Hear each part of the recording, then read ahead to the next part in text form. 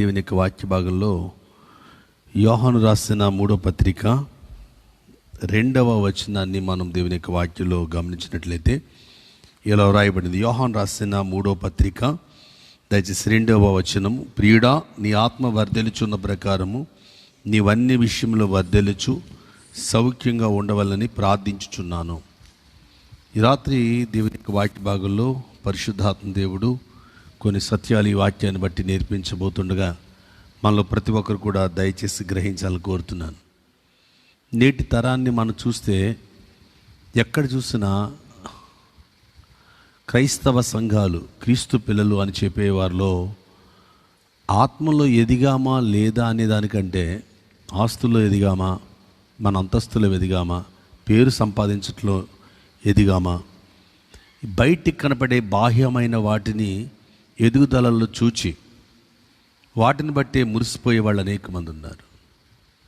ఈరోజు చాలా సంఘాలు జీవిత పరిస్థితులు ఎలా ఉన్నాయంటే, క్రైస్తవ కుటుంబాలు, సేవకుడు కుటుంబాలు, సంఘ పరిచర్య ధర్మాలు జరిగించే సంఘ పెద్దల పిల్లలు, సేవకుడు పిల్లలు, సంగీత విద్వాంసులు, గాయకులు, సౌండ్ సిస్టమ్, పిఏ సిస్టమ్ పెట్టిన పరిచర్య ధర్మం జరిగించిన ప్రతి ఒక్కరు గుర్తించవలసింది, ఈలోక గుర్తింపును కోరి, ఈలోక మనుషుల మెహర్బానీ కోరి, ఈలోక ఏదో ఆశించి, ఈ లోకంలో వాటి మీద ఆధారపడి మనుషుల యొక్క నోళ్లలో వచ్చే పొగడతలకు, మనుషుల కళ్ళల్లో పడడానికి ప్రయత్నించే అట్రాక్ట్గా వారి జీవితాలకి ఇంపుగా ఉండడం కోసం, కొన్ని లబ్ధి పొందడం కోసం, ఈ లోక సంబంధమైన వాటి కోసం చర్చిలు వాడుకునే దౌర్భాగ్య స్థితిలో కొంతమంది కనబడుతున్నారు.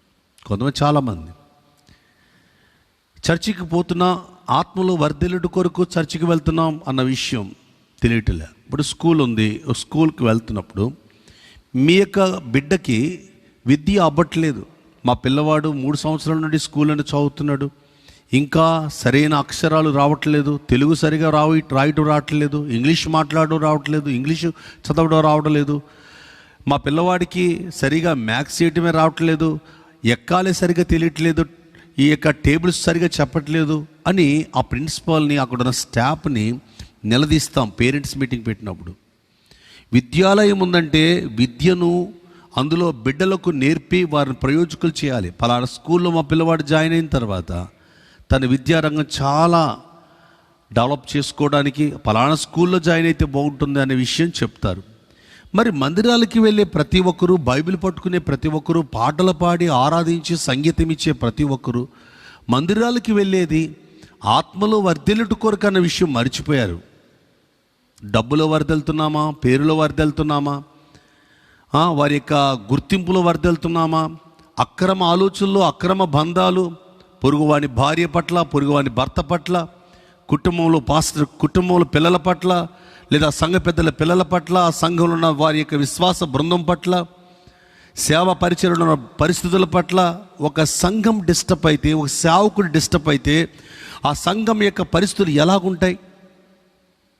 ఆత్మలో వర్ధలని సంఘ కాపురుల పిల్లలు, ఆత్మలో వర్ధలని సంఘ పెద్దల పిల్లలు, ఆత్మలో వర్ధలలేని సంగీత కళాకారులు, ఆత్మలో వర్ధలలేని పిఏ సిస్టమ్ పెట్టేవాళ్ళు, ఆత్మలో వర్ధలలేని వాళ్ళు పరిచర్య చేసేవాళ్ళు సంఘాలలో ఉండడం వల్ల ఆ సంఘానికి ఎంత సిగ్గుచేటు. ఒక ఆడబిడ్డ చేసినా, ఒక మగబిడ్డ చేసినా, వాడొక్కడు వాడి ఇచ్చ కోసం చేస్తే ఎన్ని వేల మంది తలెత్తుకోలేరు, అక్కడ ఎన్ని వేల మంది చచ్చిపోతారు. ఊరు పెట్టుకుని చచ్చిపోయే ఒక దానికంటే అనేక వేల మంది ఆత్మలో చచ్చిపోతున్న వాళ్ళు ఒక సాతాను పట్టిన బిడ్డ. ఇప్పుడు అయ్యగారు చెప్పారు, సైతాను పట్టిన వాళ్ళు, ఆత్మలో వర్ధలలేని శరీరాశలతో, భర్తతో సరిగా కాపురం చేయలేని, భార్యతో సరిగా కుటుంబాన్ని కట్టుకోలేని, తల్లిదండ్రుల మాట వినలేని, పెద్దల మాటకు లోబడలేని సమాజం పిచ్చి పెరిగిపోవడం గల కారణం వెళ్ళే మందిరాల్లోకి వేలాది మంది, కోట్లాది మంది. మా సంఘానికి 1,00,000 మంది వస్తారు, 10 లక్షల మంది వస్తారు. మా సంఘంలో 7 ఆరాధనలు, 8 ఆరాధనలు, 10 ఆరాధనలు, 12 ఆరాధనలు నేను చెప్పుకున్నా, అనేక మంది చెప్పుకున్నా. ఆరాధనలు ఎన్ని, సంఖ్య ఎంత కాదు, ఆత్మలో వర్ధిల్లే వాళ్ళు ఎంతమంది, అది దేవునికి కావాలి. ఈ రాత్రి ఆత్మలో వర్ధిల్లే వారు ఉంటే వారిని బట్టి ప్రభు తలెత్తుకునేటట్లుగా చావైనా చచ్చిపోక అని క్రీస్తును బ్రతికించు, క్రీస్తు పనిని బ్రతికించు. క్రీస్తును బ్రతికించడం అంటే ఆయన బ్రతకలేడని కాదు. నిన్ను నమ్ముకుని సేవ అప్పగించినప్పుడు, నిన్ను నమ్ముకుని ఆ బాధ్యత అప్పగించినప్పుడు ఆయనను అవమానపరిచే బ్రతుకుతున్నామంటే ఆత్మలు వర్ధిల్లలేని వారి జీవితాల వల్లే కదా. ఆలోచన చేయండి దేని బిడ్డారా. ఒక నడి వీధిలోనికి ఒక పరిచర్య, ఒక అభిషేకం గల సంఘాలు బయట పడుతున్నాయంటే అక్కడ ఆత్మలు వర్ధలలేని కుటుంబ వ్యవస్థ.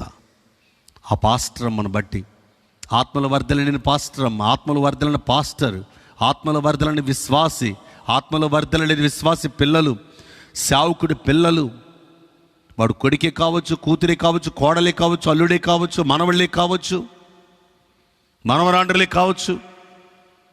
ప్రియుడాని ఆత్మలు వర్ధిల్లుట చాలా ప్రాముఖ్యం. నువ్వు ఆత్మలో వర్ధిల్లిన తర్వాత వచ్చే ప్రతి సమృద్ధి అది నీకు ఆశీర్వాదం. ఆత్మలో వర్ధిల్లకుండా సంపాదించే, అవమానకరంగా తెచ్చుకుని ఆన్లైన్లో ఏదో రకరకాలుగా బుక్ చేసుకుని జీవితాలు కట్టుకోవాలని ప్రయత్నించే ప్రతి ఒక్క ఒంటి మీద వేసే బట్టైనా, అది ఇంట్లో పెట్టే సరుకైనా నీ జీవితానికి ప్రమాదం ఎప్పటికైనా. ఆత్మలో వర్ధిల్లే సంపాదించుకుని పొందే అభివృద్ధి ఎప్పటికీ నీకు ఆశీర్వాదమే. అది నీకు, నీ పిల్లలకు ఆశీర్వాదము. దేవుని బిడ్డలారా, ఆలోచన చేయండి. నేటి తరంలో ఎన్నో భయంకరమైన తోడేళ్ళు పరిస్థితులు, ఆత్మలో వర్ధలేని ఆలోచనల మధ్య జీవించే పరిస్థితులు కనపడుతున్నాయి. అసలు ఆత్మలో వర్ధలడం అంటే ఏంటో తెలుసా? దేవుని ఉద్దేశాన్ని సఫలపరచడం మన మీద, మన శరీరంలో, మన జీవితంలో. ఆత్మలు వర్ధలడం అంటే ఏంటో తెలుసా? దేవుని యొక్క చిత్తము సంపూర్ణంగా మన శరీరం మీద నెరవేర్చబడడం, అంటే మాటకు లోబడడం. ఈ రాత్రి కొన్ని విషయాలు, వీటి విషయంలో మాట్లాడడానికి ఇష్టపడుతున్నాను. నేను అబ్రహాము దేవుణ్ణి, ఇస్సాకు దేవుణ్ణి, యాకోబు దేవుణ్ణి అని ఎందుకు అడ్రస్ చేసుకున్నాడు దేవుడు మోషే దగ్గర? దేని బిడ్డారా, దేవుని వాక్యంలో నిర్గమాకాండాన్ని మనం చూసినప్పుడు ఒక పచ్చని పొద భగభగ మండుతుంది. అప్పటికే ఐగుప్తు యొక్క సకల విద్యలు తెలిసిన, ప్రావీణ్యత పొందిన మోషే మిథ్యాన్ అరణ్యంలో ఇత్రో యొక్క గొర్రెల మందను మేపుతూ దేవుని పర్వతమైన హోరేబుకు ఎక్కి ఆ మందను మేపుతున్న తరులో ఆ పరిశుద్ధ పర్వతం మీద భగ భగ భగ మండుతూ ఉంది ఒక మంట. అది ఒక పచ్చగా ఉన్న పొద, అది సంఘం, దేవుని సంఘం.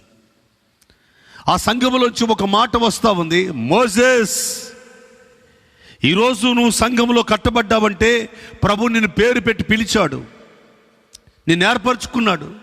తల్లి గర్భంలో ఉన్నప్పుడే దేవుడు నిన్ను ఏర్పరచుకుని ఉంటే దెయ్యం పట్టిన మనిషిలాగా ప్రవర్తిస్తూ దేవుని సంఘానికి అవమానం తెచ్చే వారికి ఎవరైనా బ్రతుకుతుంటే, దేవుని స్వరాన్ని సరిగా గ్రహించక, దైవ చిత్తాన్ని నెరవేర్చక నరకానికి వెళ్ళిపోవడానికి సిద్ధంగా మీరు ఉన్నారేమో, ఎవరైనా ఉన్నారేమో ఆలోచించుకోమని నన్ను లైవ్ వీక్షించే ప్రతి ఒక్కరూ, ఈ లైవ్ వీక్షిస్తున్న మనలో అనేక మంది కుటుంబాలలో ఉన్న సభ్యులను చెక్ చేయాలి. మనం ఆలోచించుకోవాలి.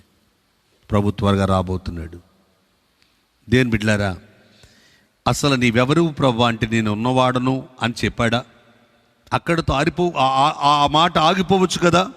మీరు గమనించండి, దేవుని యొక్క వాక్యంలో గమనించినట్లయితే దేవుని యొక్క చిత్తాన్ని బయలుపరుస్తున్నప్పుడు 3వ అధ్యాయం నిర్గమకాండంలో దేని బిడ్డలారా గమనించండి, ఆయన అంటున్నారు 16వ వచనం, నీవు వెళ్ళు, ఇశ్రాయేలు యొక్క పెద్దలను పోగు చేసి మీ పితరుల దేవుడిని యెహోవా అనగా అబ్రహాము, ఇస్సాకు, యాకోబులు దేవుడు నాకు ప్రత్యక్షమయ్యాడని చెప్పాళ్ళకి. అబ్రహాము, ఇస్సాకు, యాకోబుల పేరు ఎందుకు మాట్లాడాడు ప్రభు? వారు ఆత్మలు వర్ధిల్లిన వారు. ముందు ఆస్తులు వర్ధిల్లలేదు.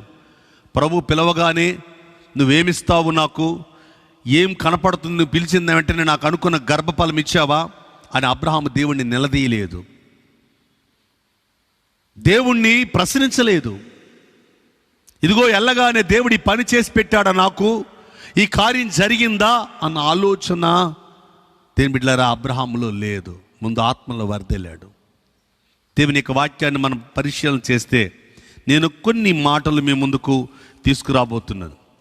అదేమనగా, అబ్రహాము దేవుణ్ణి అని చెప్పినప్పుడు దేవుడు దేవుని యొక్క మాటలు మీరు గుర్తించినట్లయితే దేని బిడ్డారా, చాలా ప్రాముఖ్యమైన సంగతులు ఇందులో వ్రాయబడతాయి. ఆదికాండం 12వ అధ్యాయంలో 1వ వచనంలో ఆ ప్రకారం దేవుడు మాట్లాడుతున్నాడు.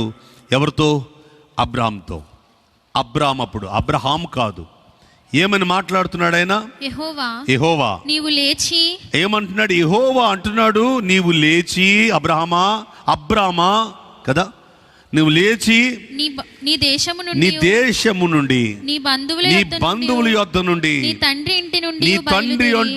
ఇంటి నుండి బయలుదేరు అని చెప్పాడు. అబ్రామ్ ఆత్మలో వర్ధిల్లుతున్నాడు అనడానికి ఒక నిదర్శనం చెప్తాను మీకు. బయలుదేరుతున్నప్పుడు వారి జీవితంలో ఎంతో సజావుగా సాగిపోతున్న పరిస్థితులు కనపడుతున్నాయి. సంతోషంగానే బయలుదేరాను, దేవుని మాట వింటున్నాను అనుకున్నాడు ఆయన. కానీ తనతో పాటు ప్రభు చెప్పాడు కదా, నీ బంధువుల యొద్ద నుండి. కానీ ఒక బంధువు ఉండిపోయాడు, అతని పేరు లోతు. అతన్ని విడిచే వరకు దేవుడు అబ్రాహాముతో నిబంధన చేయలేదు, అబ్రహాంతో ఒడంబడిక చేయలేదు. మీరు గమనించారా? ఎప్పుడు లోతు తనను విడిచి వెళ్ళిపోయాడో, ఎప్పుడు ఆత్మలో వర్ధిల్లే వ్యక్తి కుల సంబంధమైన వ్యక్తిత్వం విడిచిపెడతాడో, లోక బంధత్వ ఆలోచనలకు కాక దైవ సంబంధమైన చిత్తానికి లోబడతాడో, అలాగని బంధువులు విడిచిపెట్టి మన కాదు నేను చెప్పేది. లోకంలో కులాన్ని మోయకుండా, ధనాపేక్ష మోయకుండా ఉంటే దేవుడే అబ్రాహాముకి మెల్కీషేదెకు రొట్టె ద్రాక్షరసం అందింది. 14వ అధ్యాయంలో. 15వ అధ్యాయంలో నిబంధన చేయబడింది. ఇంకా మరలా లోకం వెంబడిస్తూ ఉంది. ఎలా? ఒక ఆగరును తీసుకొచ్చింది శారమ్మ. ఇదిగో ఈమె వల్ల నీకు 1,000 పిల్లలు పుడతారేమోనయ్యా, నా గర్భసంచి ఉడికిపోయింది, నా జీవితంలో స్త్రీ ధర్మం నిలిచిపోయింది, నా వలన పిల్లలు ఇక కలిగేది లేదు అని డిసైడ్ అయిపోయి ఒక ఆగర్ను అప్పగించింది. అటువంటప్పుడు 16వ అధ్యాయంలో ఆగర్ను అప్పగించినప్పుడు సుమారు 18 సంవత్సరాల పాటు, అంటే ఆగర్ గర్భిణి అయి కుమారుని కంటున్న సమయం, ఆమె కుమారుని కంటున్న సమయానికి సుమారు దేని బిడ్డారా, అబ్రాహాము వయస్సు జీవితాన్ని రాస్తే 16వ అధ్యాయంలో దేవుని యొక్క వాక్యం చాలా స్పష్టంగా మనకు కనపడుతున్న సంగతులు పరిశీలనకు తీసుకోగలిగితే కనుక, ఆదికాండం 16వ అధ్యాయంలో 16వ వచనంలో ఆగురు అబ్రాహాముకు ఇస్మాయిలును కనినప్పుడు అబ్రాహాము వయస్సు 86 ఏండ్లవాడు. మరలా దేవుడు 17వ అధ్యాయం 1వ వచనానికి వస్తే అబ్రాహాము 99 ఏండ్లప్పుడు యెహోవా అతనికి ప్రత్యక్షమయ్యాడు. సుమారు 13 అంతకు ముందు నిబంధన చేయటానికి ముందు అది 1 సంవత్సరం కన్సీవ్ అయి బిడ్డను కనడానికి 14 సంవత్సరాలు దేవుని స్వరం ఆ ఇంట్లో లేదు. కారణం, తన లోపలికి శరీర సంబంధమైన ఆలోచనలు వచ్చి పడిపోయాయి. ఎన్ని పాటలు పాడినా, ఎంత ఆరాధన చేసినా, ఎంత వాక్యం చదివినా, ఎంత వాక్యం చెప్పినా, లోకం నీ జీవితంలోకి వచ్చినప్పుడు, సెల్ ఫోన్ రూపంలో వచ్చినప్పుడు, ఆన్లైన్లో వచ్చినప్పుడు, ఫేస్బుక్లో ఒకవేళ చూడకూడనివి, యూట్యూబ్లో చూడకూడనివి, రకరకాలుగా నీ జీవితంలో స్నేహాలు అందుతున్నప్పుడు, విడిచిపెట్టింది మరలా పంది తన యొక్క బురదలోకి తుల్లినట్లుగా, కుక్క తన వాంతికి తిరిగినట్లుగా కొంతమంది స్వభావాలు, మరలా పాత అలవాట్లు, పాత స్నేహాలు, పాత సంబంధమైన లోక సంబంధమైన కోరికలకు వెళ్ళిపోతున్న నీ జీవితంలో, నా జీవితంలో, మన జీవితంలో ఆత్మలో వర్ధిల్లినట్ట కాదే. ఆత్మలో వర్ధిల్లే వ్యక్తివైతే, ఆత్మలో వర్ధిల్లే వ్యక్తులమైతే మరలా పాత అలవాట్లు వస్తాయా? లోక మర్యాదలు వస్తాయా? లోక ఆలోచనలు వస్తాయా? ఆగరు దేని బిడ్డలారా, తన జీవితంలో ఎప్పుడైతే ఎంటర్ అయిందో దేవుడు మరలా జ్ఞానోదయం ఇస్తున్నాడు, బుద్ధి చెప్తున్నాడు. నా సన్నిధిని నిందారహితంగా ఉండాలి అబ్రామ్, నా సన్నిధిని నువ్వు నిందారహితంగా ఉండాలి. నేను సర్వశక్తి గల దేవుణ్ణి. ఎప్పుడైతే ఆ మాట విన్నాడో అబ్రాహాము జీవితంలో తిరిగి కట్టుకున్నాడు దేని బిడ్డలారా. అందుకు అబ్రాహాంకి పేరు మార్చబడింది అబ్రహాం. షారాయి పేరు మార్చబడింది షారా. ఎప్పుడైతే వారి పేర్లు మార్చబడ్డాయో వారి జీవితంలో లోక సంబంధమైన హాగరు బయటికి నెట్టబడిందో 24వ అధ్యాయం 1వ వచనములో దేని బిడ్డారా, అబ్రహామును అన్ని విషయాల్లో దేవుడు ఆశీర్వదించాడు. ఆత్మలో వర్ధిల్లుట అంటే దేవుని మాట పూర్తిగా లోబడడం, దైవ చిత్తంని శరీరం మీద పూర్తిగా నెరవేర్చబడడం. క్షణికమైన లోక మర్యాదలకు, క్షణికమైన లోక సంబంధమైన శరీర కోరికలకు, తుచ్చమైన ఆశలకు, పాప అలవాట్లకు, కుటుంబాన్ని కాదని, సంఘాన్ని కాదని తమ సొంత పెత్తనం చేసే యవ్వన పిల్లలు రకరకాలుగా బైబిల్ పట్టుకు తిరుగుతున్న వాళ్ళు మన సమాజంలో, సంఘంలో కనపడుతున్నారే. మత్తు పానీయాలు విడిచిపెట్టడం లేదు, కుల సంబంధమైన లోక సంబంధమైన మనుగడ విడిచిపెట్టడం లేదు, శరీర సంబంధమైన అక్రమ ఆలోచనలు, వివాహం కాకుండానే చెడిపోయే మైండ్తో, వివాహమైన అక్రమ సంబంధంతో, అక్రమ ఆలోచనలతో, పరాయి పురుషుడితో చాటింగ్లు చేయటం, రాత్రంతా మాట్లాడడం, వారి జీవితాల్లో వాళ్లతో ఎక్కువ టైం స్పెండ్ చేయటం, కట్టుకున్న భర్తకు తక్కువ టైం. అలాగే అవతల వ్యక్తి కూడా లోక సంబంధమైన ఆలోచనలతో ఈ సంఘాన్ని పతనం చేయడానికి దెయ్యం పట్టిన వాళ్ళగా ప్రవర్తించే వాళ్ళు ఈరోజు సంఘాలలో సొరబడ్డారు. జాగ్రత్త. ఈ పరిస్థితుల నుండి విడుదల పొందడం కోసం ఆత్మలో వర్ధిల్లే వీరులు బయటికి రావాలి. పాపాన్ని రాత్రి విడిచిపెట్టి ప్రభు పాదాలు పట్టుకునే బిడ్డలు దేవునికి కావాలి. బ్రతుకుట నా మట్టుకైతే క్రీస్తు, చావైన లాభమే అని చెప్పే పౌలు లాంటి వారు కావాలి. దేవుని సువార్త అందించడంలో ప్రభు యొక్క చిత్తం నెరవేర్చడానికి తమను తాము ప్రభుకు ప్రతిష్ఠించుకునే పేతురులు కావాలి. చూచారా, పరిశుద్ధ బైబిల్ దేవుని యొక్క వాక్యంలో ఈ విధంగా మేము చూడొచ్చేమో కదా. అపోస్తుల కార్యము దేవుని యొక్క వాక్య భాగాన్ని మీరు గమనించినట్లయితే, దయచేసి ఈ మాటలు దేవుని యొక్క వాక్యాన్ని, దేవుని ఉద్దేశాన్ని నెరవేర్చడం కోసం ఈ మాటలు మీతో నేను మాట్లాడుతున్నాను. అపోస్తుల కార్యములో దేవుని యొక్క వాక్యం మీరు గమనించినట్లయితే 14వ అధ్యాయము 3వ వచనాన్ని మనం చదివితే ఇలా వ్రాయబడింది. 14వ అధ్యాయం అపోస్తుల కార్యం 3వ వచనం ఏం రాయబడింది? కాబట్టి వారు ప్రభువును ఆనుకుని ధైర్యముగా మాట్లాడు. కులాన్ని ఆనుకుని కాదు, రాజకీయాన్ని ఆనుకుని కాదు, అక్రమంగా ఒక అమ్మాయినో అబ్బాయినో ఆనుకుని కాదు మందిరంలోనికి రావడం, పరిచర్యలో పరిగెత్తడం. ఎవరిని ఆనుకుని నువ్వు మందిరపు పనుల్లో, పరిచర్య పనుల్లో, సువార్త పనుల్లో ఉంటున్నావో తెలియదు. డబ్బుని ఆనుకుని కాదు, ప్రభువుని ఆనుకుని. ప్రభుని ఆనుకున్నప్పుడు ఏమొస్తుందో తెలుసా? నీ జీవితంలో కృపా సువార్త, కృపావార్త, దేవుని యొక్క ఉన్నతమైన వార్త నీ నోట్లోంచి బయటకు వస్తుంది మీ జీవితంలో. చూడండి, అక్కడ రాయబడింది, కృపా వాక్యమునకు సాక్ష్యమిచ్చుచూ ఉండెను. ఈరోజు జీవితంలో గమనించండి, కృపా వాక్యం సాక్ష్యం ఇచ్చే యోధులు ఎంతమంది? అటువంటి వారు ఉంటే సూచక్రియలు, మహత్కార్య, అద్భుతాలు ప్రభు జరిగిస్తూనే ఉంటాడు. ఆలోచన చేయండి. హృదయం చెడిపోయిన ఒక యవనస్తులు కూటింగ్ జరిగిస్తే, హృదయం చెడిపోయిన ఒక స్త్రీల సమాజంలో ఒక తల్లి స్త్రీల సమాజం నడిపిస్తే, హృదయం చెడిపోయిన వ్యక్తి ఆ రోజున ఆరాధనలో ఆ కాపరిగా ఉండి నడిపిస్తే, ఈరోజు యూత్ నాశనం అయిపోతున్నారు, ఇబ్బంది పడిపోతున్నారంటే అక్కడున్న యూత్ లీడర్ కరెక్ట్గా లేడేమో చూడండి. యూత్ లీడర్గా ఉంటున్న అమ్మాయి కానీ తన హృదయం చెడిపోయి యూత్ మీటింగ్ జరిగించేస్తే, ప్రభుని ఆనుకోని స్థితిలో ఆ కాపరి సేవను, సంఘాన్ని నడిపిస్తే ఎన్ని అనార్థాలు వస్తాయి. ప్రభు మీద ఆనుకున్న జీవితం ఇదిగో అబ్రాహాం జీవితంలో గమనించండి. 21వ అధ్యాయంలో ఆగరుని విడిచిపెట్టాడు, 22వ అధ్యాయంలో ఇస్సాకును బలిపీఠం మీద పెట్టాడు. తన జీవితంలో 24వ అధ్యాయం 1వ వచనంలో అన్ని విషయాలలో అబ్రాహాము దేవుడు ఆశీర్వదించడం ప్రారంభించాడు. ఈ లైవ్ వీక్షించేవారు కానీ, ఈ సంఘ పరిచయలో ఉన్నవారి కానీ, దేవుని బిడ్డలారా, నా ప్రియ దేవుని జనాంగమా, నీ కుటుంబ పరిస్థితి ఏంటి? ఈరోజు నీ సంఘ పరిస్థితి ఏంటి? నీ సమాజ పరిస్థితి ఏంటి? ఆత్మలో వర్ధిల్లే ఒక్క వ్యక్తి ఉంటే ఆ పరిస్థితులన్నీ సరిచేయబడతాయి.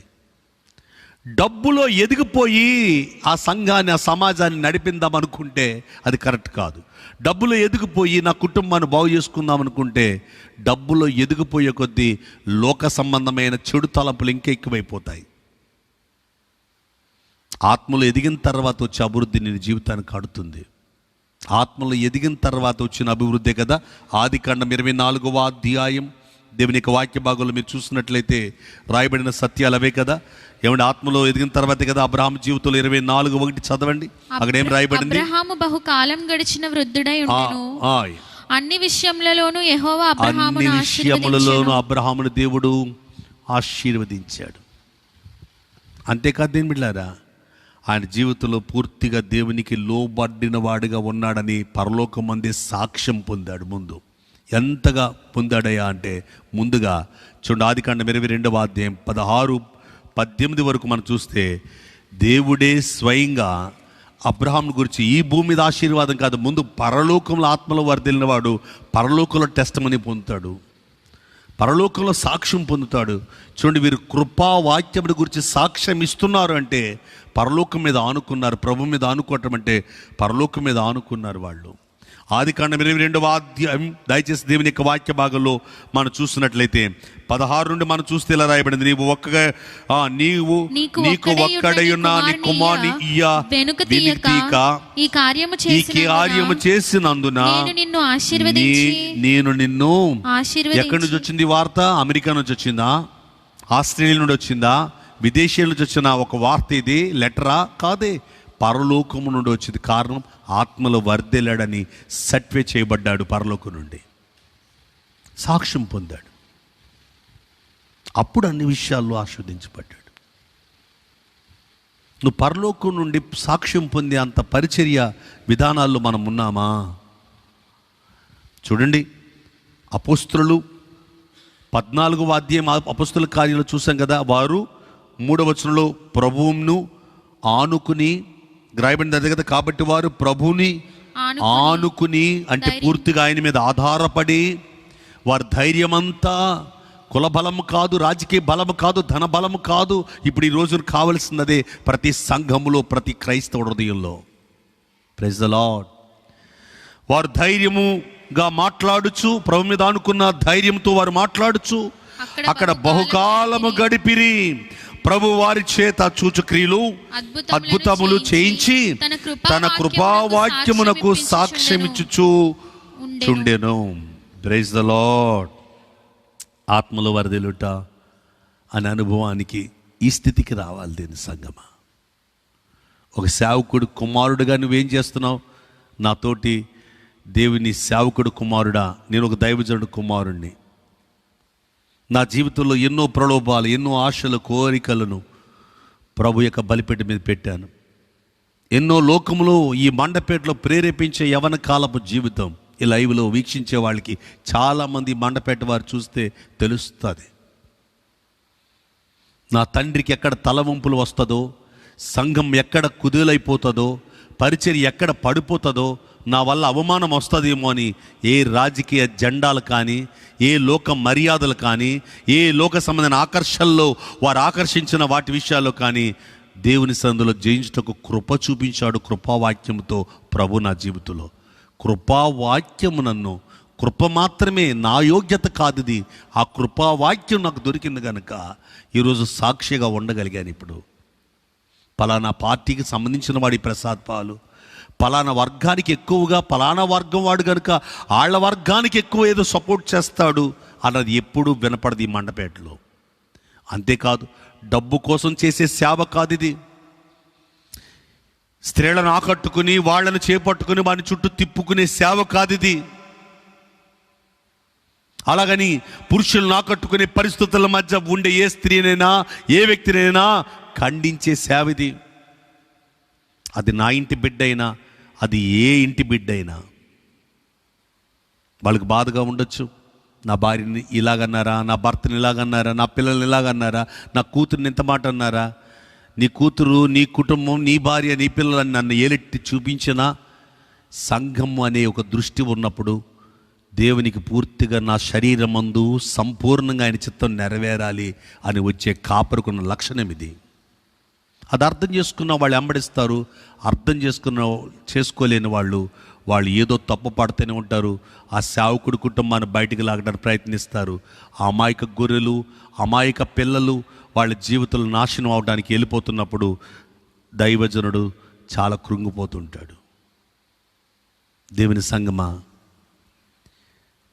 దేవుని బిడ్డలమైన మనము ఆత్మలో వర్ధిల్లడం ముందు ప్రాముఖ్యం.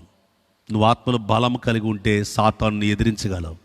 ఇప్పుడు అయ్యగారు చెప్పారు, సాతాను పట్టిన గెరాసీన ప్రాంతాల పరిస్థితులు. దెయ్యం పట్టినవాడు కుదురుగా ఉండలేడు, ఇంట్లో కుదురుగా ఉండలేడు, సంఘంలో ఏదో ఒక హడావుడి చేస్తూ ఉంటాడు, సమాజంలో. దెయ్యం పట్టినవాడు సమాధుల వైపే చూస్తూ ఉంటాడు, మరణం వైపే పరిగెత్తుతూ ఉంటాడు. ఇప్పుడు విన్నాము కదా, ఆడ ఆత్మలో వర్ధిల్లలేదు కనుక వాడు ఈ సమాజంలో కుదురుంచడు సమాజాన్ని. ఈరోజు సమాజం చూడండి, సమాజం అంతా ప్రశాంతంగా ఉండాలని కోరుకుంటున్నాం. మత సంబంధమైన కలహాలు ఆగిపోవాలి, కుల సంబంధమైన రాజకీయాలు ఆగిపోవాలి, దేవుని చిత్తం నెరవేర్చే దైవ సంబంధమైన ఉద్దేశాలు బయటికి రావాలి. సంఘములు కూడా దెయ్యం పట్టిన వాళ్ళు కుదురుండరుగా ఏదో ఒకటి చేస్తూ ఉంటారు. పాటలు పాడేవాళ్ళతోనూ సంగీతం వాంచే వాళ్ళతో పాటలు పాడేవాళ్ళు, వాక్యం చదివే వాళ్ళతో కాపరి చదువు, ఇక సంఘ కాపరి చేసే పరిస్థితుల మధ్య వాక్యం చదివేవాళ్ళు, సాక్ష్యం ఇచ్చేవాళ్ళు, వచ్చేవాళ్ళు, ఆ యొక్క రకరకాల పరిచర్యలు చేసేవాళ్ళు. సాతాను ఎవరిని వాడుకుందామా అని చూస్తూ ఉంటాడు.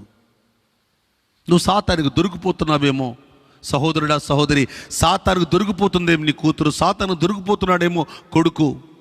అది నా బిడ్డైనా నీ బిడ్డైనా ఈరోజు ఆత్మలో వర్ధిల్లే పరిచర్య ధర్మాలు ప్రతి ఒక్క హృదయాల్లో కట్టుకోగలిగితే వారు ధన్యులు. వారు నక్కలకు సహకరించే గుంట నక్కలు ఉంటాయి.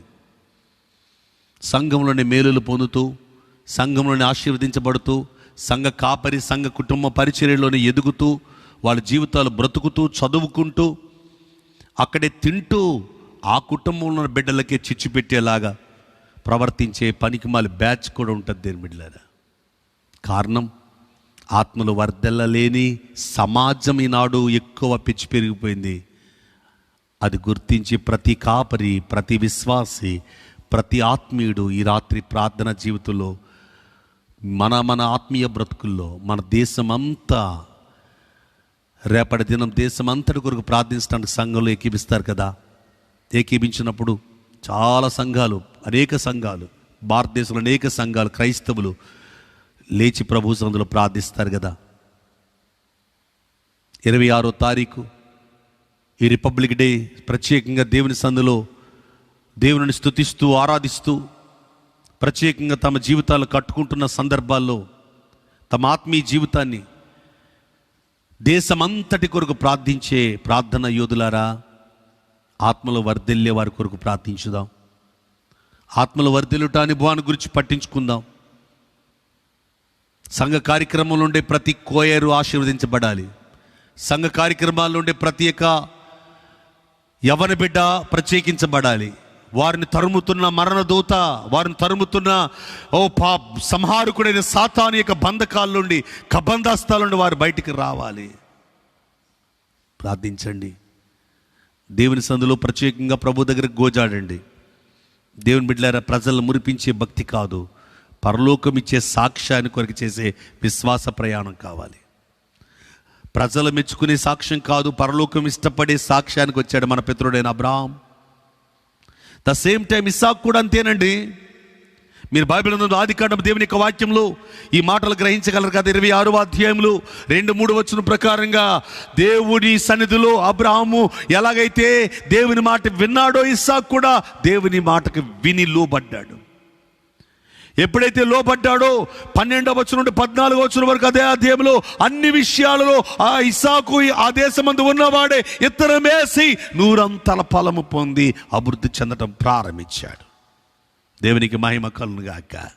ఆత్మను వర్ధిల్లిన తర్వాత అన్ని విషయాలు వర్ధిల్లితే అంత క్షేమం. అది ఆత్మలో దేవుని మాట విన్న తర్వాత బాగుపడ్డ బాగంతా లోబడి ఆశీర్వదించబడిన వాడిగా ఉన్నాడు. ఈ సంగతిని గురించి దేవుని బిడ్డలారు గమనించండి. ఒక సంగతి మీకు చెప్పాలనుకుంటున్నాను. ఎపిసి పత్రిక 4వ అధ్యాయంలో అపోస్తలుడైన పౌలు గారు సంఘం అనే పొలము, ఇస్సాకు ఆ పొలములో విత్తనం వేస్తే ఫలభరితంగా ఎలాగుందో, ఈనాడు సంఘం అనే పొలము ఏ విధంగా ఎత్తబడాలో, ఏ విధంగా లోబడాలో అక్కడ రాయబడిన 4వ అధ్యాయం 11 నుండి దేవుని యొక్క వాక్యం 4వ అధ్యాయం ఎపిసి పత్రిక 4వ అధ్యాయం 11 నుండి 12 వచనాలు ఇలా రాయబడ్డాయి. మనమందరం విశ్వాస విషయములో దేవుని కుమారుని గురించిన జ్ఞాన విషయములోను ఏకత్వము పొంది సంపూర్ణ పురుషుల అగు వరకు అనగా క్రీస్తునకు కలిగిన ఆ విత్తనము, క్రీస్తు అనే విత్తనము మన లోపల ఫలభరితంగా మారాలి. మన విత్తనము కాదు, మన తలంపు కాదండి. క్రీస్తు అనే విత్తనం, గోధుమ గింజ అనే విత్తనం. మన జీవితం ఒకవేళ మన తలంపులు భూ సంబంధమైనవైతే పళ్ళేరికాయల, దూలగొండ చెట్ల, దాంట్లో ద్రాక్ష పళ్ళు దొరుకుతాయా, అంజూర పండ్లు దొరుకుతాయా? అది పరలోకం నుండి వచ్చిన ద్రాక్ష విత్తనమైతే, అది పరలోకం నుండి వచ్చిన గోధుమ గింజ అయితే, అది పరలోకం నుండి వచ్చిన అంజూరపు యొక్క విత్తనం అయితే, అది పరలోకం నుండి వచ్చిన ఒలీవ విత్తనం అయితే, అది క్రీస్తు అని విత్తనం. ఆ విత్తనానికి సరిపోయేటట్టు ఫలించాలి మనం. ఆ విత్తనం మన లోపల ఉంటే ప్రతి క్రీస్తు సంఘమునకు బోర్డు క్రీస్తు సంఘం అని పెడితే సరిపోదండి. ప్రతి బిడ్డ క్రీస్తు బిడ్డ, క్రైస్తవుడు అని చెప్పుకుంటే సరిపోదండి. క్రీస్తుకు కలిగిన సంపూర్ణతకు సమాన సంపూర్ణత కలవారగున వరకు ఆయన ఇలాగూ నియమించాను. ఏం నియమించాడు? గమనించండి. పరిశుద్ధులు సంపూర్ణులు అవడానికి, క్షేమాభివృద్ధి కలగడానికి అపోస్తులు, ప్రవక్తలు, సువార్తికులు, కాపరులు, ఉపదేశకులు, 5-fold మినిస్ట్రీ, 5 విభాగాల, 5 కణముల భాగముల అనుభవాల్లో ఉన్న ఈ యొక్క పరిచర్య ఆ సంఘములు ఎందుకు పెట్టాడు ప్రభు? ఒక సువార్తికుడిగా ఉన్నది ఎందుకు అక్కడ? ఒక కాపరిగా ఉన్నది ఎందుకు అక్కడ? ఒక బోధకుడిగా, ఉపదేశకుడిగా ఉన్నది ఎందుకు అక్కడ? ఒక అపోస్తలుడిగా ఉన్నది ఎందుకు అక్కడ? అంటే క్రీస్తుకు కలిగిన సంపూర్ణతకు సరైన సమాన సంపూర్ణత వాని విత్తనం ఫలించాలి. ఇస్సాకు పొలంలో ఆ మాట విన్నాడు గనుక తన చేతితో వేసే ప్రతి విత్తనం ఫలిస్తుంది నూరంతలుగా. దేవుని మాటకు లోబడిన చేతులవి, దేవుని మాటకు లోబడిన కండ్లవి, దేవుని మాటకు లోబడిన కాళ్ళవి. అందుకు ఆ కాళ్ళు ఎక్కడైతే చేలో పెట్టాడో, ఆ చేతులతో ఏ ఇత్తనాలు అయితే ఇస్తున్నాడో, ఆ కళ్ళతో ఏ యొక్క పొలమైతే చూస్తున్నాడో అది ఫలభరితంగా మార్చబడింది. ఆత్మలో వర్ధిల్లే వాని జీవితంలో అన్ని విషయాలు వర్ధిల్లే అనుభవం. Praise the lord. దేవుని బిడ్డలారా గమనించండి. అందుకు అపోస్తలుడైన పౌలు గారిని మనం జ్ఞాపం చేసుకోవచ్చేమో కదా. ఈరోజు గమనించండి, పేతురు గారి జీవితంలో మనం చూసాం కదా. ఆయన జీవితంలో దేవుని బిడ్డలారా అపోస్తలుల జీవితంలో మనం చూడొచ్చు కదా. పేతురు గారు, పౌలు గారు వీళ్ళందరినీ చూడండి. దేవుని యొక్క వాక్యం లూకా సువార్తలో 5వ అధ్యాయం 10వ వచనంలో ఆయన అన్నాడు, మిమ్మల్ని మనుషులు పట్టు జాలరులుగా చేస్తాను. ద సేమ్ టైం మత్తయి సువార్త 4:18-20 వచనాలు కూడా ఆ మాటలు మనం చూడొచ్చు. మత్తయి సువార్త 4:18-20 ప్రకారం కూడా చూడొచ్చు. లూకా సువార్త 5:10 వరకు కూడా చూడొచ్చు కదా. ఏమని చెప్పాడైనా, మిమ్మల్ని నేను మనుషులు పట్టు జాలర్లుగా చేస్తాను అని విత్తనం వేశాడు యేసయ్య అన్న ఆ మాట ప్రకారం వెంబడించారు మొదట వారు. లోబడ్డారు, దేవుని మాటకు లోబడ్డారు. మా పట్ల అద్భుతాలు చేస్తావా, సూచక్రియలు చేస్తావా, మహత్కారాలు చేస్తావా, మేము ఖర్చుబులు పరిచయం చేయమా, నూనె పరిచయం చేయమా అనలేదండి. వాళ్ళు లోబడ్డారు. ఎప్పుడైతే లోబడ్డారో, వాళ్ళు ఆ మాటకు లోబడి ప్రభువుని వెంబడించారో, వారి జీవితంలో అపోస్తలుల కార్యం 2వ అధ్యాయం 14 నుండి 40 వరకు చూస్తే వారు చెప్పిన బోధకు, పేతురు గారు చెప్పిన బోధకు హృదయాలు పశ్చాత్తాపడ్డాయి. వారి హృదయాలు మార్పు చెందాయి. ఎంత మార్పు చెందాయి అంటే, మూర్ఖులకి తరం వారికి వేరే లోబడే జీవితానికి ఇంచుమించు 3,000 మంది ఆ రోజు బాప్తీసానికి సిద్ధపడ్డారు. Praise the Lord. మనుషులు పట్టే జాలరే కదా. గట్టిగా చేపలు పట్టిన అనుభవం, చేపలు పట్టాడు ఒకప్పుడు పేతురు గారు. ఏమండి, చేపలు పట్టినప్పుడు ఇన్ని చేపలు దొరికాయి, 153 ఇలా చేపలు దొరికాయి, ఇన్ని చేపలు దొరికాయి అని చెప్పి ఉంటాయి. కానీ ఇక్కడ చేపల కంటే ఎక్కువగా మనుషులు 3,000. ఒక్క వాక్యం, ఒక్క వాక్యం తన నోట వచ్చిన పరిశుద్ధాత్మ దేవుని మాట లోబడిన తరువాత సంఘం కట్టబడుతున్న విధానం అద్భుతమైన సంఘం. ఎలాంటి సంఘం అది? మూర్ఖులకి తరం వారికి వేరై బ్రతికే విశ్వాస బృందం అదంతా. ఈరోజు మన సంఘ పరిచర్య ధర్మాలు అంటే మన సంఘం అన్నాను, కంగారు పడకండి, క్రీస్తు వారి సంఘమే. మనం వేలుబడి చేస్తున్నాం, దాన్ని మన ఆధిపత్యం మన అదమాశీలో ఉంచుతున్నాం. నేను చెప్పాలి, సిట్ అంటే సిట్టు, స్టాండ్ అంటే స్టాండు అని ప్రజల్ని భయపెట్టి, విశ్వాసులను భయపెట్టి, మీరు పలానా చోటకి వెళ్ళొద్దు, పలానా మీటింగ్కి వెళ్ళొద్దు, మీటింగ్లు పెడితే కోటాలు పెట్టేయటం. ఈరోజు మండపేటలో సభలు జరుగుతున్నాయి చూడండి, సంఘంలో జరిగే కార్యక్రమాలు తప్ప ప్రత్యేక ఉపాస కోటాలు ఉన్నాయి. ఈరోజు ఎక్కడో సభలు జరుగుతున్నాయి అని ఏ రోజు నేను పెట్టలేదు, పెట్టను కూడా. వాళ్ళు పెట్టుండొచ్చు, పర్ణశాలను మీ పెట్టినప్పుడు ఆ సంఘాలు ఉపవాస కోటాలు సడన్గా పెట్టేసి ఉండొచ్చు. పర్ణశాలను పెట్టినప్పుడు ఆ సంఘంలో ఎప్పుడు లేని కోటాలు యూత్ మీటింగ్ పెట్టేసి ఉండొచ్చు. అవి మాకు వినపడ్డాయి. కానీ సంఘం అదుపు చేసుకోవడానికి కాదు, సంఘాన్ని పరిశుద్ధపరిచి క్రీస్తు వారి స్వారూప్యాన్ని తేవడానికి. అందుకని ఇప్పుడు మండపేటలో జరుగుతున్న మీటింగులు ఇంకొక సంఘంలో జరుగుతున్నా మేము ఆ రోజు మీటింగ్ పెట్టలేదే. డైలీ కార్యక్రమాలు జరుగుతాయి, ప్రత్యేక ప్రార్థనలు జరుగుతాయి, అంతే. లైవ్ మామూలుగా ఇస్తామంతే. సంఘాన్ని నీ వెళ్ళాగా అలాగా అని ఎప్పుడు ఎవరిని అదమాయించలేదు. గతంలో ఎదగలేనప్పుడు అదమాయించాం, ఎదుగుదల లేనప్పుడు, సరైన పరిపూర్ణత సంపూర్ణత నా జీవితంలో కాపరిగా లేనప్పుడు నేను ఆ పని చేసుకుంటాను. కానీ ఒక సంపూర్ణత వచ్చింది, సార్వత్రిక సంఘం కట్టాలి, ఎక్లీషియా నా కళ్ళ ముందు కనపడుతున్నప్పుడు ఈ 4 గోడల మధ్య ఉండే ప్రజలు కాదు, ప్రపంచంలో ఉన్న ప్రతి సంఘము క్రీస్తు కొరకు ఆయుత్తపరచబడాలి. ప్రతి కాపరి దాని కొరకు ప్రయాసపడాలి. అందులో అపొస్తలుడి పని ఉంది, ఉపదేశకుడి పని ఉంది, అందులో బోధకుడి పని ఉంది, అందులో దేవుని యొక్క సన్నిధిలో కాపరి పని ఉంది, సువార్తికుడి పని ఉంది. అవన్నీ నేను ఒక్కడిని చేయలేను. నా ఒక్కడి వల్ల ఎక్లీషియా కట్టబడదు. ప్రపంచంలో అనేక మంది కాపరులు, అనేక మంది విశ్వాసులు, అనేక మంది ఆత్మీయులు, అనేక మంది సింగింగ్ టీంలో ఉన్నవారు, ఆరాధికులు, అనేక మంది పిఏ సిస్టమ్ పెట్టేవారు కానీ, సంగీతం చేసేవారు కానీ, పరిచర్య ధర్మం చేసేవారు, వంట పరిచర్య చేసేవారు, కుర్చీలు వేసేవారు, బరకాలు వేసేవారు, పరిచర్యలో ఆ మధ్యలో పాటలు పాడేవారు, ఈ యొక్క పరిచర్యకు అందించేవారు, ఈ యొక్క పనుల్లో ఉండేవారంతా, యూత్ నడిపించేవారు, స్త్రీల సమాజం నడిపించేవారు, సంఘ హెల్డర్స్గా ఉన్నవారు, అందరూ ఆత్మలో బలపడితేనే ఎక్లీషియా కట్టబడుతుంది. దెయ్యం పట్టిన సేవలు చేస్తే, దెయ్యం పట్టిన మనుషులుగా ఉంటే సమాధుల దొడ్డికి సంఘం వెళ్ళిపోతుంది. సమాధుల మధ్య కుదురు లేకుండా సమాధుల్లోకి వెళ్ళిపోతుంది.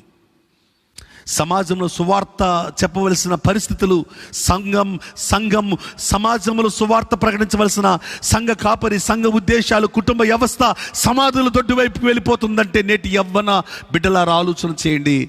ఏది నిన్ను ఆకర్షించిందో అది నీ శరీరమందు ప్రభు చిత్తం నెరవేరకపోతుందా? చూడు, యేసేపుని చూడు, ఒక అబ్రాహాముని, ఇస్సాకును చూడు. తమ శరీరమందు క్రీస్తును నెరవేర్చుకోవడానికి పౌలు గారిని చూడు, పేతురుని చూడు. తన జీవితాన్ని కట్టుకున్న, తన ఆత్మీయ జీవితాన్ని తిరిగి మరలా దిద్దుకున్న తర్వాత మరలా పనికిమాలు వాంతుకు తిరగని దావీదును చూడు. మరలా లోకం వైపు చూడలేదు. ఒక్కసారి వదిలాడా, డిసైడ్ అయ్యాడా? 10 సార్లు నీ తండ్రో, నీ తల్లో, నీ భర్తో, నీ భార్యో, నీ అత్తో, నీ మామో, నీ కుటుంబంలో నీ యొక్క ఇరుగు పొరుగు వారు, సంఘములు, కొలిక్సో, ఇంకా మాటికి చెప్పించుకునే స్థితిలో కాదు. ఆత్మలో వర్ధిల్లితే, ఒక్కసారి దిద్దుకుంటే నీ జీవితం స్టాండర్డ్గా ఉంటుంది, స్థిరంగా ఉంటుంది. ఆత్మలో వర్ధిల్లాలి, అప్పుడు అన్ని విషయాలు వర్ధిల్లితే అది నీకు సౌఖ్యం, అవి నీకు సౌఖ్యం, అది నీకు మేలు. లేకపోతే ప్రమాదం అండి, చాలా ప్రమాదం. అక్రమ బంధంతో తెచ్చి పెట్టే కూర గిన్నె కూడా ప్రమాదమే. అక్రమ సంబంధంతో కొన్ని బంగారమే కాదు, బట్టే కాదు, కూర కేవలం ఒక పూట కూటి పరిస్థితులు కూడా ప్రమాదకరమే. దేవుని ఉద్దేశాన్ని నెరవేర్చే పిల్లలుగా ఉన్నారా? మనం ఎలాగున్నాం, మన సమాజం ఎలాగుందో ఒకసారి ఆలోచించేయండి బిడ్డలారా. పరిశుద్ధ బైబిల్లో దేవుని యొక్క వాక్యాన్ని చూస్తే అపోస్తుల కార్యము 9వ అధ్యాయంలో కూడా పేతురు ఆ యొక్క లుద్దా అనే ప్రాంతంలో ఉన్నప్పుడు, ముప్పేలో ఆ యొక్క బిడ్డ తబిత, దొర్క, భాషాంతరం దొర్క అన్నారు. దొర్క అంటే లేడీ, అంటే చురుకైన పనిగా, చురుకుగా చేసేస్తుంది ఆ బిడ్డ. బద్దకొస్తురాలు చూడండి. నేటి ఆడపిల్లలు ఎంత భయంకరమంటే 9 అయినా లేవరు, పగలు 9 అయినా, రాత్రి చెప్పేది పగలు 9 అయినా లేవరు. ఎంత పరిస్థితితో 8 అయినా లేవరు పడకల మీద నుండి. వారి పడకల మీద నుండి లేచి పని చేసుకోవాలన్న ఆలోచన ఉండదు. 6 గంటలైనా లేవరు కదా. అసలు ఏంటి మీరు టైం చెప్తున్నారు పాస్టర్ గారు అంటారా? ఎస్, నాకు చిన్నప్పుడు వినేవాడిని.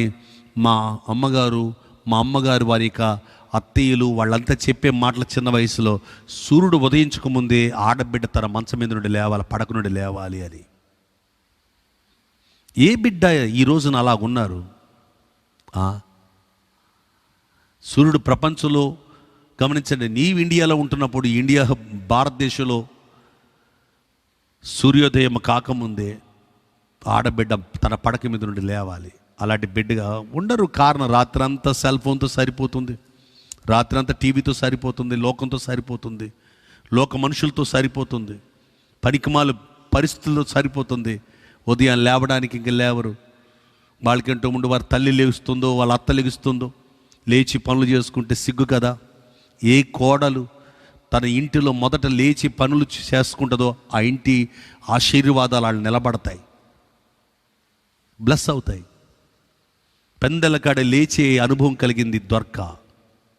పెందెలకాడ లేచే అనుభవం ఉంది కాబట్టి చచ్చిపోయినా తిరిగి పేతురు గారు మోకాళ్ళేసి ప్రార్థన చేశాడు. మోకాళ్ళ ప్రార్థన ఎంత శక్తిమైందో తెలుసండి. పేతురు మోకాళ్ళు వేసాడు. ఎవరి ముందు? ఆ చనిపోయిన దొర్క ముందు. అంత గొప్ప అపోస్తులుడు ఆయన. అపోస్తులుడు అండి. ఆయన కోసం అందరూ ఎగిరిపడి చూస్తున్నారు.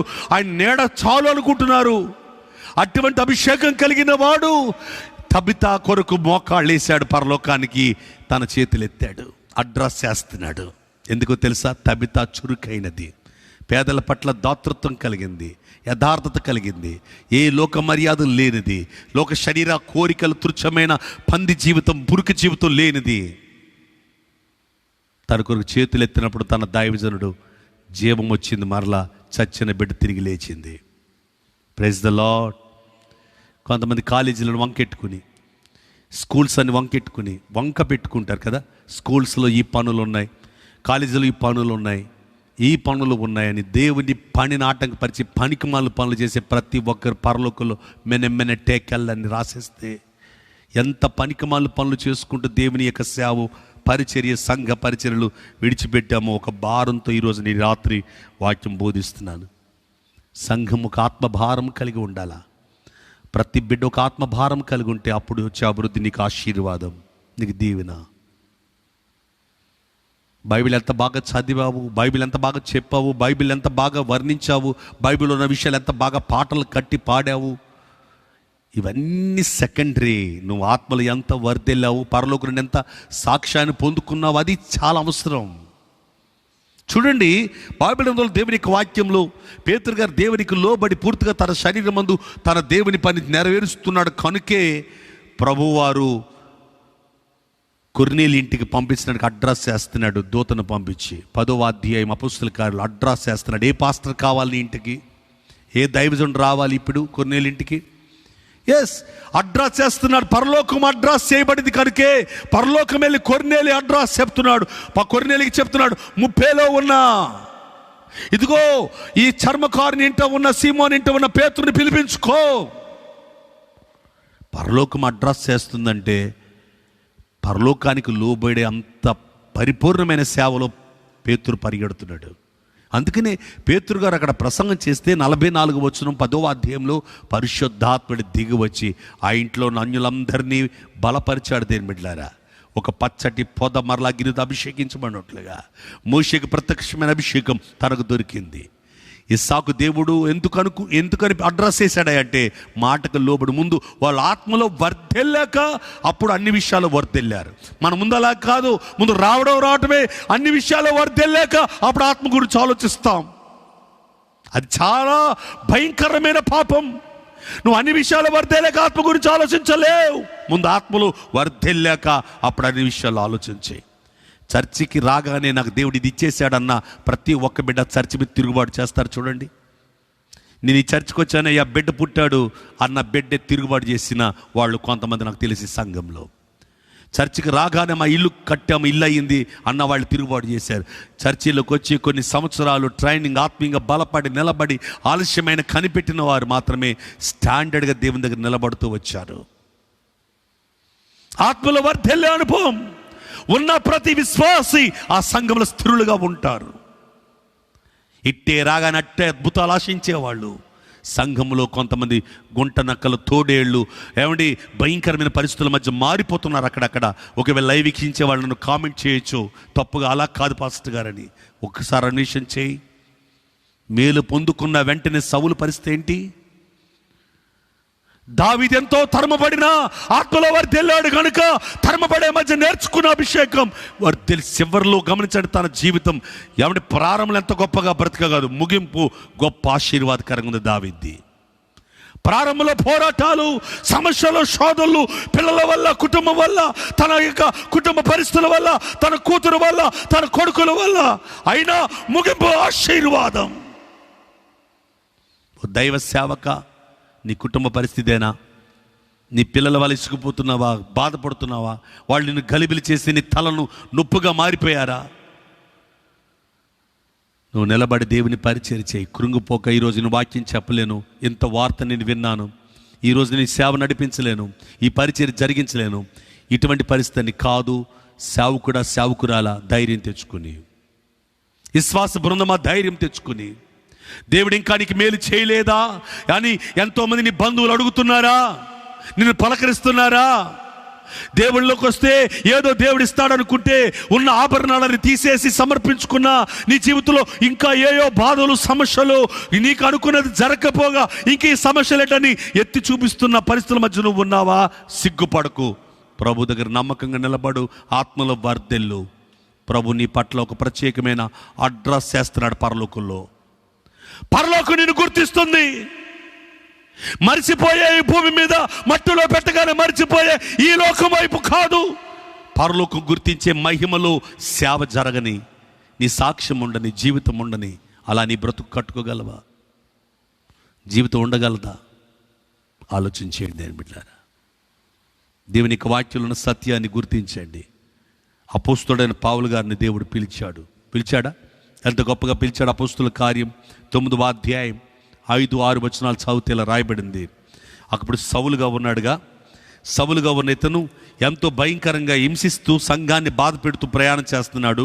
అటువంటి పరిస్థితుల మధ్య అండి ఈయన జీవిస్తుంటే, అటువంటి పరిస్థితుల మధ్య దేవుడే ఆయన్ని ఎదుర్కొని మాట్లాడుతున్నాడు. చూడండి ఒకసారి. ప్రభువా, నీవెవడవని అతడు అడుగగా ఆయన నేను నీవు హింసించుచున్న యేసును. ఆయన చెప్తున్నాడు, నీవెవడవయ్యా? నా కళ్ళ మీద కొట్టావు, నా కళ్ళు కనబడడం లేదు, ఏదో నా కళ్ళకు ఆవరించింది, నా కళ్ళును మూసేసింది, నా కళ్ళు కప్పబడ్డాయి, నా కళ్ళుకి ఏదో పొరలు కమ్మేసాయి, ఏంటి ఎవరు నీవు అడుగుతున్నాడు సౌలు. ఆ టైంలో ప్రభు ఏం చెప్తున్నాడు? నీవు హింసించుచున్న యేసును అని చెప్పాడు ఆయన. అయితే 6వ వచనం చదివితే, లేచి పట్టణంలోకి వెళ్ళు, అక్కడ నీవు ఏమి చేయవలెనో అది నీకు తెలపబడునని చెప్పాను. చూడండి, సౌలుకి చెప్తున్నాడు. పాత నిబంధన సౌలు కాదు నేను చెప్పేది, కొత్త నిబంధన సౌలు, పౌలుగా మార్చబడిన మనం అపోస్తలుడైన మిషనరీ, గొప్ప మిషనరీ, మొదటి మిషనరీ పరిచర్యలు, గొప్ప మిషనరీ పరిచర్య, అన్యజనులకు సువార్త ప్రకటించుటకు దేవుడు ఎన్నుకున్న గొప్ప సాధనం పౌలు గారి సంఘ కార్యక్రమాలు ఎలాగుండాలో పత్రికలు రాయకపోతే ఎలా? గొప్ప పత్రికలు రాశాడు ఆయన. అన్య సంఘాలకు తిరిగి ఎవడు ఎలా బ్రతకాలో, ఎలా బ్రతుకుతున్నామో, ఏ విధంగా బ్రతకాలో, క్రీస్తు సారూప్యానికి సరిపడిగా ఉన్నామో లేదో అనే సంగతులు, అన్య జీవితాన్ని విడిచిపెట్టి తన జీవితంలో ఫిలిప్పీ పత్రికలో ఏ సాక్ష్యాలు, ఏ జీవితాలు ఉన్నాయో చూశారు కదా. ఫిలిప్పీ పత్రికలో దేవుని యొక్క వాక్యాన్ని గమనిస్తే 3వ అధ్యాయంలో 5వ వచనం నుండి అతడు ఎన్ని విధాలు అతిశయపడేవాడు. ఆ అతిశయపడే విధానం ఎందో నేను సున్నతి చేయబడ్డానన్నా, అతను అతిశయమా ఇశ్రాయేలీయుడినైనా, యూదుణ్ణి అయినా, ఎబ్రీ భాష బాగా మాట్లాడతానన్నా, అంతేకాకుండా నేను పరిచయుడిని అని ధర్మశాస్త్రాల విషయాల్లో పరిచయుడిని నేను, తర్కం చేయట్లో నా అంత గొప్ప డెబిట్ చేసేవాడు లేడు అని చెప్పగలిగేవాడు, బెన్యామీను గోత్రంలో పుట్టానని ఇటువంటి రికార్డ్స్ అన్నీ మొక్కలు చేసేసాడు. అవన్నీ పాతి పెట్టేశాడు. ఆత్మలో వర్ధిల్లేవాడు ముందు ఇవన్నీ పాతి పెడతాడు. అప్పుడు దేవుని క్రీస్తుని తమ జీవితంలో ఫలభరితం చేసుకున్నాడు. మాటకు లోబడ్డాడు. తిరిగి మరల వెనక్కి తిరగలేదు. దేవుడు యాకోబు దేవుడు నన్ను ఎందుకు సాక్ష్యం ఇస్తున్నాడు తెలుసండి? యాకోబు జీవితం కూడా అంతే. దేని బిడ్డారా, యాకోబు జీవితంలో మీరు చూసినట్లయితే ఆది కాండము 32వ అధ్యాయానికి వస్తే 31వ అధ్యాయం నుండి చూసినట్లయితే దేవుని బిడ్డారా, యాకోబు లాబాను ఇంట్లోంచి బయటికి వెళ్ళమని దేవుడే చెప్పాడు. 3 నుండి 18 వరకు మీరు చూడొచ్చు. ఆది కాండంలో 3 నుండి 18 వరకు లేచి నువ్వు బయలుదేరి వెళ్ళిపో లాబాను ఇంట్లోంచి అని దేవుడు చెప్పాడో లేదు, అతడు లోబడ్డాడు. 32వ అధ్యాయంలో 24 నుండి మనం 29 వరకు చూస్తే అతడు దేవుని యొద్ద కనిపెట్టాడు, తన బ్రతుకును కట్టుకుంటున్నాడు. దేవుడు ఒక ఇశ్రాయేలుగా మార్చాడు. యాకోబు ఏమయ్యాడు? ఇప్పుడు ఇశ్రాయేలుగా మార్చాడు. ఇప్పుడు సౌలును ఒక పౌలుగా మార్చాడే. అదే సేమ్ విధానం పౌలు గారు గమనించండి, యాకోబును చూసి నేర్చుకున్నాడేమో కదా. ఎస్, నేర్చుకున్నాడు. యాకోబు యొక్క బ్రతుకుని కట్టుకున్నాడే. లాబాను ఇంటిని విడిచిపెట్టినట్లుగా ఇప్పుడు లోక మర్యాదలన్నీ విడిచిపెట్టి, లోక సంబంధమైన పరిస్థితులన్నీ విడిచిపెట్టి ఆత్మ సంబంధమైన బ్రతుకును కట్టుకున్నాడు. ఆ రోజు యాకోబు ఎలాగైతే ఆ రాత్రి లోకానంతా విడిచి ఒక్కడే మిగిలి ప్రభు దగ్గర కట్టుకున్నాడు తన బ్రతుకంతా, ఈ రాత్రి కూడా లోక మర్యాదలన్నీ విడిచిపెట్టి ప్రభుతో నీ జీవితం కట్టుకోగలిగితే శ్రేష్టమైన నీ కుటుంబం, నీ పిల్లలు, మీ సంతానం, నీ కోడలు, అల్లుడు, నీ కొడుకు, కూతురు, లేదా నీ మంచి విలువైన గొప్ప ఉన్నతమైన కుటుంబం, భర్త, ఎంత విలువైన భర్త, ఎంత విలువైన భార్య, కుటుంబ వ్యవస్థ, ఎక్కడికి పోతున్న పరిస్థితులు, ఇవన్నీ తిరిగి దేవుని ఆత్మతో కట్టుకుని విలువైన జీవితం జీవించి చనిపోయేటప్పుడు సమాధిలో పెట్టిలో పెట్టినప్పుడు ఒక సాక్షిగా బ్రతకాలి. ఈ శరీరం 10 మంది తాకారు, ఈ శరీరాన్ని 10 మంది అనుభవించారు అనే వ్యభిచార సంబంధమైన బ్రతుకులు కాక, తుచ్చమైన కార్యాలు విడిచిపెట్టి, లోక మర్యాదలు విడిచిపెట్టి, శరీర సంబంధమైన కోరికలు విడిచిపెట్టి దేవునికి సాక్షిగా బ్రతికిన శరీరం ఇది. దేవుని సన్నిధిలో సంపూర్ణ చేసిన శరీరం ఇది. ప్రభు ఉద్దేశాన్ని నెరవేర్చిన శరీరం ఇది. వెండి కోసం, బంగారం కోసం బ్రతుకులు ఏదో ఈ యొక్క మెహర్బానీల కోసం, ఈ యొక్క సోకుల కోసం, రకరకాల పూసుకునే రంగుల కోసం వేల తగలేసిన శరీరం ఇది అని సమాధులు పెట్టినప్పుడు చెప్పుకోక వాక్యం నెరవేర్చిన శరీరం ఇది. దేవుని ఉద్దేశం నెరవేర్చిన బిడ్డ ఈ బిడ్డ అని చెప్పేటట్టు బ్రతికితే ఆ బ్రతుకు వాల్యూ ఉంటుంది. అది ఆత్మలు వర్ధిల్లడం. అటువంటి ఆత్మలు వర్ధిల్లే బిడ్డగా మనం ఉన్నారా? ఆలోచన చేసుకుందాం మనమంతా. పౌలు అలా బ్రతికాడండి. తన శరీరమందు క్రీస్తును నెరవేర్చుకోవాలని ఆశపడ్డాడు.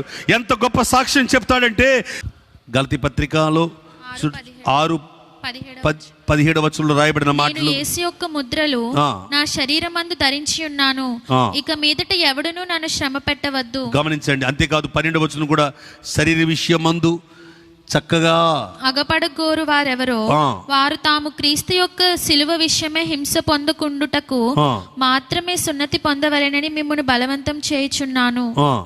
అయితే వారు సున్నతి పొందిన వారైనను ధర్మశాస్త్రము ఆచరింపరు. తాము మీ శరీర విషయమందు అతిశయించు నిమిత్తము మీరు సున్నతి పొందవలనని కోరుచున్నారు. దేవుని బిడ్డలారా గమనించండి, ఇక్కడ రాయబడిన విషయం ఏంటంటే శరీరం మందు కనపడే ప్రతి ఆలోచన విధానాలు, క్రీస్తు ఛాయలు, క్రీస్తు ఆలోచనలు నెరవేర్చబడడానికి ఆ వ్యక్తి పని చేయవలసి ఉన్నాము. ఫిలిప్పీ 1:19 కూడా రాయబడింది కదా, అది ఆ సంగతులు కూడా మీరు చదవచ్చు. మరియు నేను ఏ విషయంలోనూ సిగ్గుపడక ఎప్పటి వలనే ఇప్పుడును పూర్ణ ధైర్యంతో బోధించుట వలన నా బ్రతుకు మూలంగానైనను సరే, చావు మూలంగానైనను సరే, క్రీస్తు నా శరీరమందు గణపరచబడును. దేవునికి మహిమ కలుగును గాక. అదే తన జీవితంలో తన దేహము దేవుని ఆలయంగా మార్చుకున్నట్లు కొరింథీ పత్రిక 3వ అధ్యాయం 16వ వచనంలో రాయబడిన మాట. కొరింథీ పత్రికలో 6వ అధ్యాయం 19వ వచనంలో రాయబడిన మాటలు, తన బ్రతుకంతా దేవుని కొరకు సమర్పించుకున్నవాడిగా ఉన్నాడు. ఈ మాటలు మీకు తెలియజేస్తున్న కారణం ఏంటంటే, ఈ కడవరి దినాల్లో పరిశుద్ధాత్మ దేవుడు ఎందుకో చెప్పమంటున్నారు. దేవుని బిడ్డలారా, సమాజం ఎక్కడికి పోతుంది?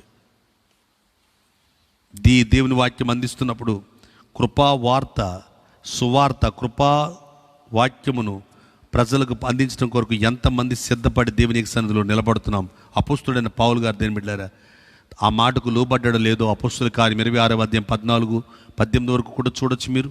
అంతేకాదు అపోస్తుల కార్యము 16వ అధ్యాయం 18 కూడా ఈ కృపావార్తను పట్టుకున్న ఈ పౌలు గారు కొరింథీకి రాసిన 2వ ఉత్తరం 2వ అధ్యాయము 14-18 కొరింథీకి రాసిన 2వ ఉత్తరము 2వ అధ్యాయము 14-18 వచనాలు కూడా దేవుని యొక్క వాక్యాలు మనం చూసినట్లయితే అమూల్యమైన సంగతులు ఇక్కడ వ్రాయబడుతూ ఉన్నాయి. మా ద్వారా ప్రతి స్థలమందును క్రీస్తును గూర్చిన జ్ఞానం యొక్క సువాసనను కనుపరచుచు ఆయన యందు మమ్మను ఎల్లప్పుడూ విజయోత్సవంతో ఊరేగించుచున్న దేవునికి స్తోత్రము. దేవునికి మహిమ కలుగును గాక. తన బ్రతుకంతా ప్రభుకు అర్పించుకున్న ప్రతి పత్రికలో చెప్తాడండి ఆయన ఫిలిప్పీ పత్రిక కానీ ఎపిసి పత్రిక కానీ కొరింథీలో ఎక్కువగా మరణం తరువాత నిత్య జీవం ముందన్న సంగతి ఎక్కువ చెప్పడానికి గల కారణం కొరింథీలో అక్రమ బంధాలు, జడలల్లుకోటాలు, ఆభరణాలు ధరించుకోవటాలు, లోక మర్యాదలు, లోక సంబంధమైన ఆలోచనలు, ఇవన్నీ తన బ్రతుకు మూలంగా క్రీస్తుని ప్రకటించాలి. తన చావు మూలంగా కూడా క్రీస్తు మహింపరచబడాలి. ఇటువంటి త్యాగం, తెగింపు, ఇది ఆత్మలో వర్ధిల్లుట. ఎంతో ఆత్మల పంట చూడగలిగాడు పౌలు గారు. దేని బిడ్డలారా ఇక దేవుని చిత్తమైతే మరలా రేపటి దినం కూడా కొన్ని విషయాలు ఈ ఆత్మ వర్ధిల్లట గురించి అన్వేషణ చేద్దాం. పరిశుద్ధాత్మ దేవుడు ఈ రాత్రి మాట్లాడుతున్న ప్రతి మాటకు దేవుని చిత్తమైతే, ఎందుకంటే ఈ రాత్రి వరకు ప్రభు ఇచ్చిన ఆయుష్కాలాన్ని బట్టి, ఆరోగ్యాన్ని బట్టి, శక్తిని బట్టి ఈ లైవ్ కార్యక్రమం నిలబడుతున్నాం, ప్రభుని ప్రకటిస్తున్నాం. ప్రభుని ప్రకటించేది ఎందుకయ్యా అంటే ప్రత్యేక తోడీలు, పరిస్థితుల స్వభావాలు హతమార్చబడాలి. సమాజం అంతా ఆశీర్వాదకరంగా ఉండాలి. దేవుని చిత్తము నెరవేర్చే పిల్లలు ప్రతి ఒక్కరూ ఇంకా ప్రభు కొరకు పని చేయాలి.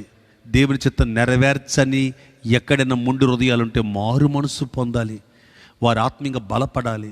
దేవునికి అవమానకరంగా జీవించి కుటుంబ వ్యవస్థకు, ఆత్మ సంబంధమైన జీవితానికి దూరంగా ఉండే ప్రతి బిడ్డ మార్పు చెందాలి. వారి జీవితాలు, కుటుంబాలు కట్టబడాలి.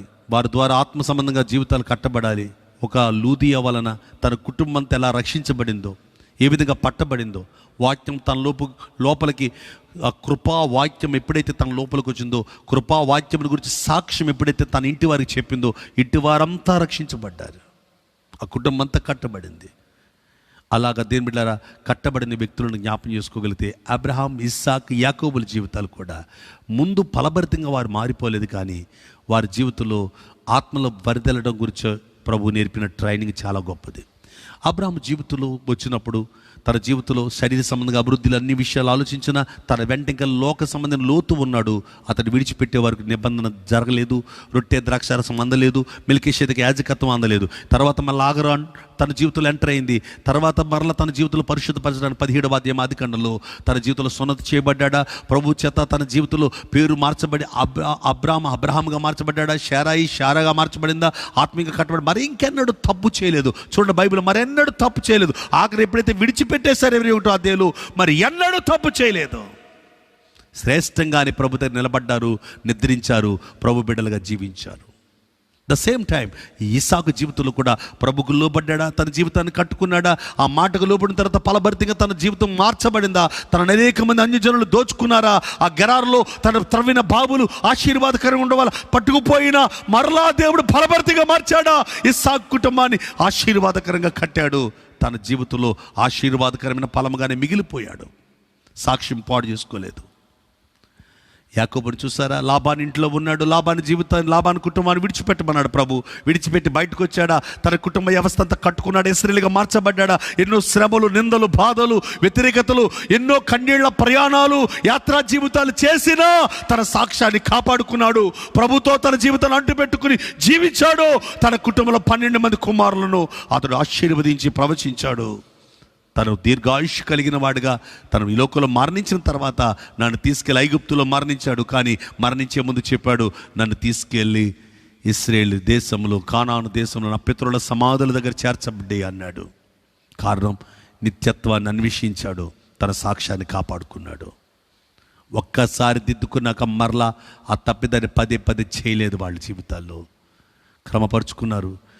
వారు ఆత్మలో వర్దలటం అంటే అది దేవుని మాటకు లోబడి, దేవుని మాట చెప్పిన వెంటనే విని. ఈరోజు వాక్యం విని ఎంతోమంది వింటున్నాం.